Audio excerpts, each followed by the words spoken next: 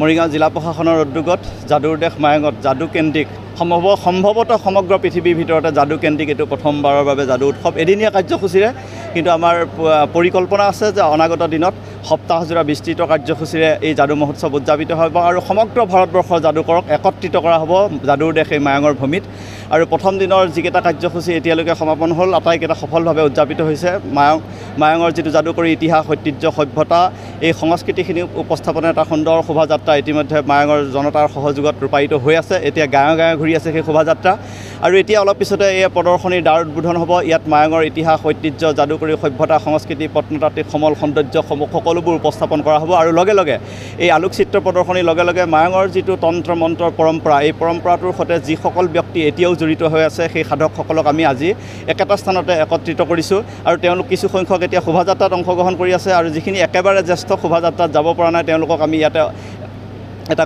আসনৰ ব্যৱস্থা কৰিছোঁ আৰু আমাৰ দেশ বিদেশৰ যিসকল মানুহ ইয়ালৈ আহিব পাৰে আৰু আমাৰ পৰম্পৰাগত শাসকসকলৰ অন্তৰংগ আলাপত মানে পবিত্ৰ হ'ব পাৰে তেওঁলোকৰ পৰা জানিব পাৰে ইতিহাস ঐতিহ্য মায়ঙৰ আগতে কেনেকুৱা যাদু মন্ত্ৰ সাধনা হৈছিল আজি কি হৈছিল কি কাৰণত হেৰাই যাবলৈ উপক্ৰম হৈছে আৰু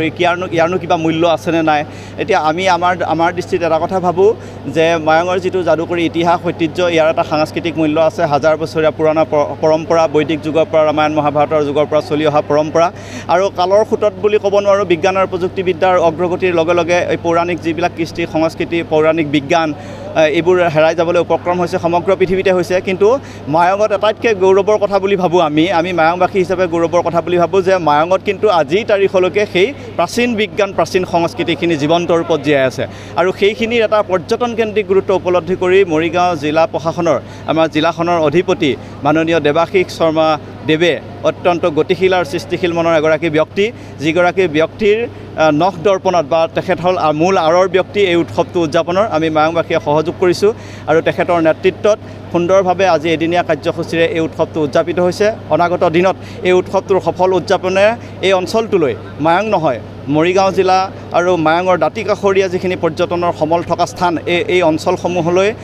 আজিতকৈ অধিক হাৰত পৰ্যটকৰ সোঁত বোৱাব আৰু যদি অধিক সংখ্যক পৰ্যটকৰ সোঁত এই অঞ্চলটোলৈ বয় এই যাদুকৰী ঐতিহ্যৰ আকৰ্ষণত ইয়াৰ যিটো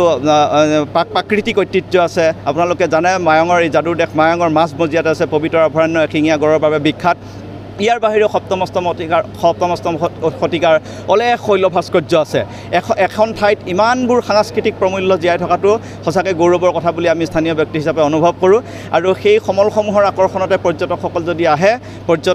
পৰ্যটকৰ এটা মানে হট স্পটত পৰিণত হ'ব আৰু তেতিয়া এই অঞ্চলটোৰ অৰ্থনৈতিক প্ৰগতিৰ যিটো ধাৰা সেইটো ত্বৰান্বিত হ'ব আৰু অসমখনৰ বাবে আৰু আমি যদি কওঁ ভাৰতবৰ্ষৰ বাবে ই এটা লাভজনক মানে পৰ্যটন উদ্যোগলৈ ৰূপান্তৰিত হ'ব যাদুক কেন্দ্ৰ কৰি বিশেষকৈ যি আচলতে গৰাহলৈ যাবলৈ ধৰা যি যাদু মায়ঙৰ যি তন্ত্ৰ সাহিত্য বা যি তন্ত্ৰ সাধনা প্ৰচেষ্টা নেকি বাৰু যাদু মহোৎসৱ হয়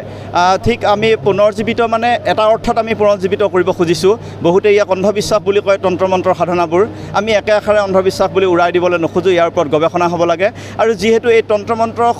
সাধনাৰ আকৰ্ষণতে বহু বিদেশী পৰ্যটক মায়ং অঞ্চলটোলৈ আহিছে গতিকে পৰ্যটনকেন্দ্ৰিক এটা মূল্য আছে আৰু এটা সাংস্কৃতিক মূল্য যে আছে এই ধুৰুপ গতিকে ইয়াৰ সত্যাসত্য নিৰ্ধাৰণ কৰাটো ইমান সহজ কথা নহয় গতিকে অনাগত দিনত ইয়াৰ ওপৰত ইণ্টেনচিভ ৰিচাৰ্চ হ'ব তেতিয়া ইয়াৰ সত্যাসত্য নিৰ্ধাৰণ হ'ব কিন্তু মেজিকো এটা ছায়েন্স হয় মেজিকৰ বুকুতেই যাদু মন্ত্ৰৰ বুকুতেই বিজ্ঞানৰ জন্ম হৈছিল বুলি বাৰ্টন ৰাছেলৰ দৰে দুৰ্ধৰ্ষ গণিতজ্ঞই কেতিয়াবাই কৈ থৈ গৈছে গতিকে আমি একে আষাৰে ক'ব নোখোজোঁ এই অন্ধবিশ্বাস আমি আশা কৰোঁ ইয়াক আমি যিখিনি হেৰাই গৈছে সেইখিনিতো গ'ল আমি যিখিনি জীয়াই আছে সেইখিনি আমি জীয়াই ৰাখিব খোজোঁ সংস্কৃতিৰ ৰূপত আৰু এইটো আমাৰ হাজাৰ বছৰীয়া সংস্কৃতি মায়ঙৰ একক আৰু অনন্য বৈশিষ্ট্য এটা বিশেষত্ব আজি ইয়াতে কিমানগৰাকী স্থানীয় যি আছে যাদুকৰ বা যি আচলতে ভেজালি বা বেজৰ কিমানকৈ কেইটা আছে উপস্থাপন কৰিব আপোনালোকে? আমি আচলতে 70 বা 60 ঊৰ্ধৰ যিখিনি ব্যক্তি আছে সেই সকলোগৰাকীয়ে একোগৰাকী তন্ত্ৰ মন্ত্ৰৰ সাধক। তেওঁলোকে অতি বেছি নাজানিলেও 10-15টাকৈ তন্ত্ৰ মন্ত্ৰৰ সাধনা বা বনৌষধিৰ সাধনা জানে। গতিকে তেনেকুৱা সকলো মানুহকে আমি একত্ৰিত কৰিব পৰা নাই, কিন্তু আজি আমি নিৰ্বাচন কৰিছোঁ 101গৰাকী। এই 101গৰাকীক আমি শোভাযাত্ৰাত অংশগ্ৰহণৰ কাৰণে আমন্ত্ৰণ জনাইছোঁ। তেওঁলোক আহিছে, উপস্থিত হৈছে, আৰু তেওঁলোকৰে যিখিনি জ্যেষ্ঠ সেই জ্যেষ্ঠখিনিক আমি আমাৰ পৰম্পৰাগত সংস্কৃতিখিনি উপস্থাপনৰ বাবে বা ৰাইজৰ আগত মানে জনাবৰ কাৰণে আমি তেওঁলোকৰ কাৰণে আসনৰ ব্যৱস্থা কৰিছোঁ।